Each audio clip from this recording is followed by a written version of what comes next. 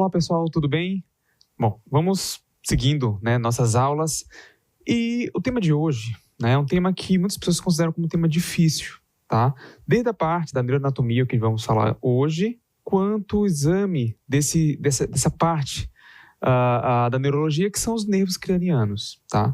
Então existe uma dificuldade, uma resistência muito grande dos alunos, por parte dos alunos, porque assumem que se trata de um assunto complexo e, portanto, existe um bloqueio. Hoje a gente vai tentar descomplicar isso. Então, hoje falaremos especificamente de alguns nervos cranianos, não dá para falar de todos em uma aula só, então essa é a primeira parte. E então falaremos do primeiro, do segundo, do terceiro nervos cranianos, do quarto e do sexto. A gente vai falar alguns separados, outros em conjuntos. Ao longo da aula eu vou especificando, então, as características desses nervos, os trajetos desses nervos e suas respectivas funções, tá certo? Então vamos lá. Primeiro vamos falar sobre o tronco encefálico. Quando a gente fala de nervos cranianos, não tem como a gente falar desse assunto sem falar, nem que seja brevemente aqui, sobre o tronco encefálico. Existe uma aula específica para tronco, então não vou me aprofundar, mas precisamos saber, independente de qualquer coisa, sobre o tronco encefálico, são as suas composições. Então nós temos o mesencéfalo, uma porção mais superior desse tronco encefálico. Logo abaixo dele nós temos a ponte, e abaixo da ponte, entre a ponte e a medula espinhal, nós temos o bulbo. Tá certo? Qual a importância de sabermos essas definições, essas localizações em relação à aula de hoje? Bom, a maior parte dos nervos cranianos, eles emergem através do tronco encefálico. Então, no momento que a gente consegue definir os pontos de emergência desses nervos, a gente consegue localizá-los. Então, do ponto de vista anatômico, é indispensável saber essa parte, tá certo? Então, nós temos muitos nervos cranianos, temos 12 pares de nervos cranianos, sendo que os dois primeiros pares, que é o nervo olfatório e o nervo óptico, eles não têm uma relação direta com o tronco encefálico, são as exceções.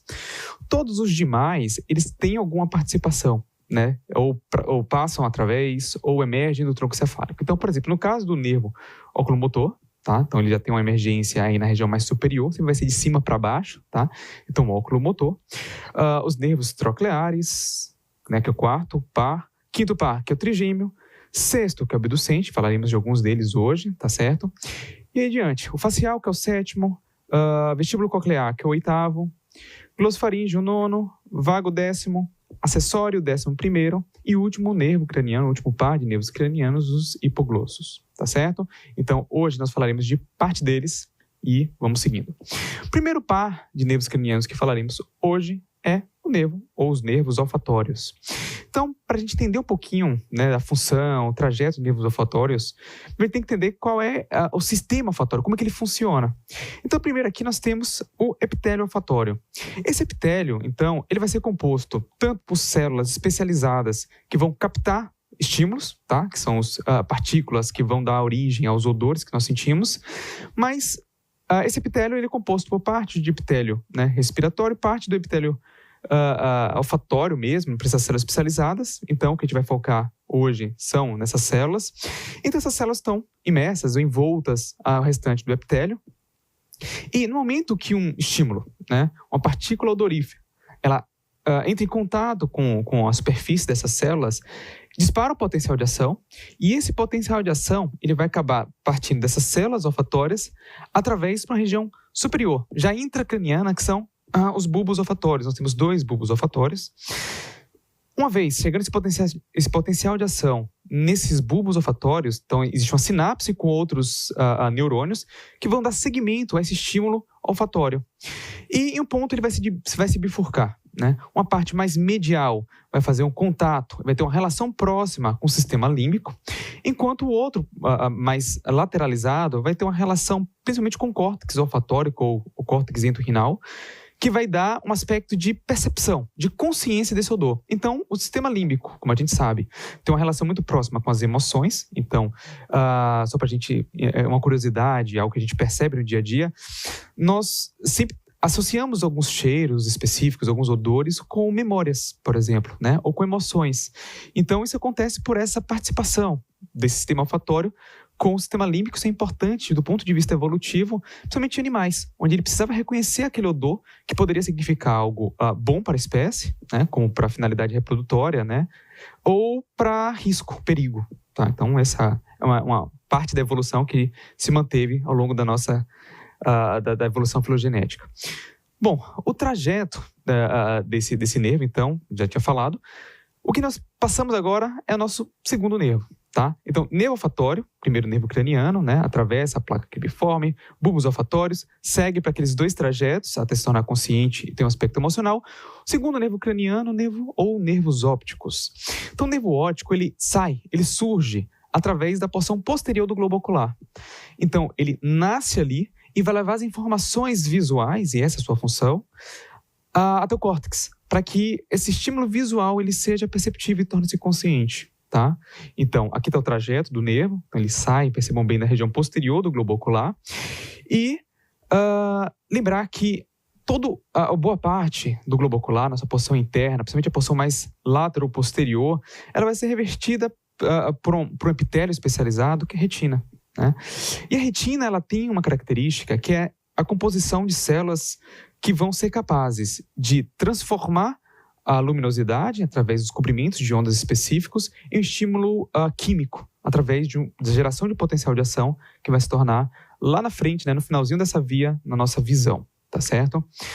Bom, então, no momento que a gente observa, né, o olho, a gente observa o fundo de olho, a gente vai ter uma visão, que é essa que a gente está vendo aqui nessa imagem, tá? Então, a gente consegue identificar algumas características, alguns vasos, artérias, veias, mas o que é mais importante aqui, que a gente não pode deixar de perceber, é justamente essa porção mais amarelada, né, que está aqui, que é justamente a cabeça do nervo óptico, ou que a gente chama de disco óptico. Então, a gente consegue visualizar uma parte desse nervo. Isso é muito importante do ponto de vista da neurologia ou da clínica, porque alterações, né, nesse disco óptico, na cabeça do nervo óptico, podem dar pistas sobre algumas doenças, tá bom? Bom, seguindo, então nós temos, né, ao fundo, né, desse fundo de olho, então, uma parte que é o disco óptico e outra parte que seria a mácula. A mácula, então, seria uma região mais densamente povoada por essas células especializadas da visão. Quais são essas células? Então, nós temos diversas células que acabam participando desse processo inteiro, mas os cones e os bastões acabam sendo os principais, né? Então, voltando aqui, os cones e os bastões são os principais para a percepção, tanto da luz de um modo geral, quanto da produção de cores. Principalmente as cores primárias que, né, dependendo dos estímulos, da junção dessas cores, dará origem a todas as cores que a gente consegue enxergar, né? Com a variação dos comprimentos de ondas que chegam e impressionam essas células, tá? Bom, uma vez que esse estímulo, né, ele chega ao nervo óptico, então o nervo óptico ele vai transitar, né, para a região mais posterior do globo ocular, e ele vai passar por um canal, que é o canal específico para ele, que é o canal do nervo óptico, tá? Ou o canal óptico. Então, nessa região vai passar esse nervo, né, o nervo óptico, e ele vai continuar seguindo na região mais posterior. Então, o trajeto dele é longo. No momento que ele passa, né, por esse canal óptico, mais posteriormente, vai ter uma via que vai se cruzar, né, que é o que chama de quiasma óptico. Então, o quiasma, ele vai ter uma característica que vai ser de dividir o nosso campo visual. E as vias por onde cada parte desse campo visual, né, por cada metade desse campo visual, vai seguir a partir de então. Então, para a gente, às vezes as pessoas se confundem em relação a isso. Poxa, mas eu fico confuso, o que é que cruza, o que é que não cruza? Sempre pense da seguinte maneira. O hemicampo, ou seja, parte do campo visual de um lado, ele vai seguir no lado contralateral. É lateralizado, tá? Então, é contralateral. Só para a gente ter uma ideia aqui, por exemplo, aqui o campo visual direito, tá? Que eu marquei aqui. Percebam que ele vai seguindo para a região contralateral, à esquerda, e todo o trajeto dele vai seguir à esquerda. Ah, mas e o outro olho? A mesma coisa. A diferença vai ser, então, aqui à direita, região esquerda da retina, ele vai cruzar o quiasma óptico e vai transitar pela esquerda também.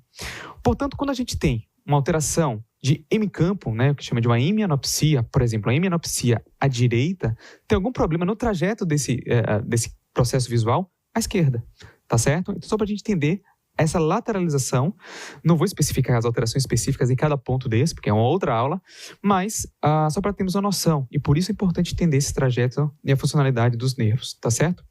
Então, trato óptico, quiasma óptico, radiações ópticas, tá? Entre o trato óptico e as radiações, existe uma parada, existe uma sinapse que é feita na porção posterior do tálamo, que é o corpo geniculado lateral. Tá? Então, esse corpo geniculado lateral, ele vai receber parte desse estímulo visual e vai seguir até o córtex visual, tá certo? Esse córtex visual, ou área a visual primária, depois vai dar, né, vai fazer com que a gente perceba a visão e vai dar segmento a outras regiões para dar todas as características da nossa visão. Então, cor, né, movimento, noção de espaço, e assim por diante, isso é mais complexo. Mas vamos seguindo. Então, passando, né? Primeiro nervo, segundo nervo craniano, vamos para o terceiro nervo craniano, que é o nervo oculomotor. O nervo oculomotor, ele vai ter uma característica diferente. Os dois primeiros são eminentemente sensitivos. O nervo oculomotor, ele vai ter uma característica. Ele vai ser um nervo predominantemente motor e vai ter um componente, uma participação autonômica, tá certo? Então, quando a gente passa uma linha, né, faz um corte transversal, axial no mesencéfalo, a gente vai conseguir identificar os núcleos desse nervo craniano, do oculomotor. Então, o que nós vemos é que ele fica, né, mais ou menos localizado na região mais central, né, do mesencéfalo, anteriormente, né, então, adiante do aqueduto cerebral. Então, esse é um ponto anatômico que é importante para a gente entender, né, onde é que está localizado os núcleos dos nervos cranianos, isso é essencial. Então, nos dois primeiros, como eles não tinham contato direto com o tronco cefálico, eu não falei de núcleo, tá? Mas a partir de agora, sempre vai falar sobre a localização dos núcleos dos respectivos nervos cranianos. Então, como podem ver aqui, existe um núcleo autonômico, tá? Que é o chamado núcleo de Edgin-Westphal, não precisa gravar o epônimo, mas é importante entender que existe um núcleo autonômico, existem núcleos motores. E, mais uma vez, são vários núcleos motores, não precisa saber cada detalhe de cada um dos núcleos, mas entender que existe essa divisão. Então, existe um componente motor do nervo oculomotor e um componente autonômico, tá certo? Vamos falar daqui a pouco o que é que cada um vai fazer. Seguindo, então, nós temos o trajeto do nervo. Como é que é esse trajeto? Ele vai emergir entre a ponte e o mesencéfalo. Então, nessa fissura, nesse sulco, né? Ponto mesencefálico, entre a ponte e o mesencéfalo. E ele emerge anteriormente, como a gente está vendo aqui na imagem. Então, no momento que ele emerge, né, o par emerge nessa região anterior, ele vai dar um segmento. E como ele tem uma relação com a motricidade ocular, com o movimento dos olhos, então ele vai acabar entrando na órbita. Isso é importante porque enquanto o nervo óptico ele sai, né, ele sai do olho, atravessa e sai da órbita, aqui não, ele vai adentrar as órbitas. Então, como é que ele vai fazer isso, né? Então, vai ter um ponto específico. Assim como existe o canal óptico para o nervo óptico, aqui temos a fissura orbital superior, que não é específico do nervo oculomotor, como a gente vai ver daqui a pouco. Mas ele passa por ali. Dessa maneira, ele acaba adentrando as órbitas, tá certo?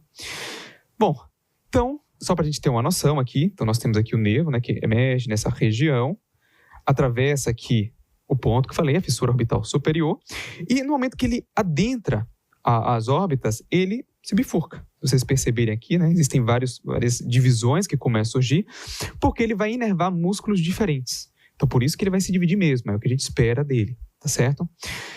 Bom, então aqui a gente vai ter alguns componentes, tá, musculares que farão parte, né, da função desse nervo, do nervo oculomotor. Então, temos aqui, né, o músculo constrictor da pupila. O músculo constrictor da pupila, ele vai fazer, como o nome está dizendo, é autoexplicativo, ele vai fazer a constrição pupilar. Ele vai fazer miose, a pupila vai fechar um pouco mais. Isso é um componente autonômico. Então, lá, isso são outros 500, mas lá, quando a gente está fazendo o exame dos nervos cranianos, que a gente faz, né, a gente coloca uma luz, né, incide uma luz sobre a pupila e a pupila faz miose, isso é autonômico, ninguém controla isso, não somos nós que voluntariamente controlamos isso, é autonômico, isso é miose, que é feita. Essa miose, ela tem uma participação ativa do nervo oculomotor, tá certo? Além desse músculo, né, existem outros, como o músculo elevador da pálpebra, o levantador da pálpebra. Então, quando nós temos uma lesão do nervo oculomotor, nós temos uma ptose. Isso é fruto de muita confusão, porque muita gente pensa que a ptose acaba correndo por uma lesão do nervo facial. Isso é uma outra aula, mas vamos ver que não. Então, quem levanta a pálpebra é o oculomotor, tá certo? Quem fecha é o facial. Lá a gente vai especificar um pouquinho essa diferença e volta a falar sobre isso. Mas seguindo, então os outros músculos que participam da motricidade ocular extrínseca são vários, mas os que são responsabilidade do nervo oculomotor, então nós temos reto superior, nós temos o reto inferior, nós temos o reto medial, nós temos o oblíquo inferior, tá certo? Então, esses são músculos, né, da motricidade ocular extrínseca do nervo oculomotor. Qual é o movimento de cada um? Então, alguns são mais fáceis. Reto superior, olha para cima, reto inferior, olha para baixo. Reto medial, olha para dentro, tá certo? O oblíquo inferior, apesar de o nome ser oblíquo inferior, pela localização do músculo ser inferior, ele olha para cima e para dentro. Então, esse movimento aqui, está destacado. Então, esse aqui é um olho esquerdo, então o movimento seria esse aqui, tá certo? Há muita confusão, às vezes, em relação a isso. O oblíquo inferior, olha para cima, né? Para cima e para dentro, não é erro, não. Assim como a gente vai ver daqui a pouco, o oblíquo superior olha para baixo e para dentro, tá? Então, fiquem atentos em relação a isso. Às vezes as pessoas erram, né? Por uma bobagem dessa, mas vocês não vão errar mais. Seguindo. Então, passamos. Primeiro, segundo, terceiro, vamos para o quarto nervo craniano, vamos para o nervo troclear. O nervo troclear, ele é exclusivamente motor, tá certo? Então, o núcleo dele, ele fica mais ou menos na transição entre o mesencéfalo e a ponte, como nós estamos vendo aqui, tá certo? E ele vai ter uma característica interessante, que é o seu trajeto. O trajeto, ele emerge no tronco encefálico na região posterior. Ele é a exceção.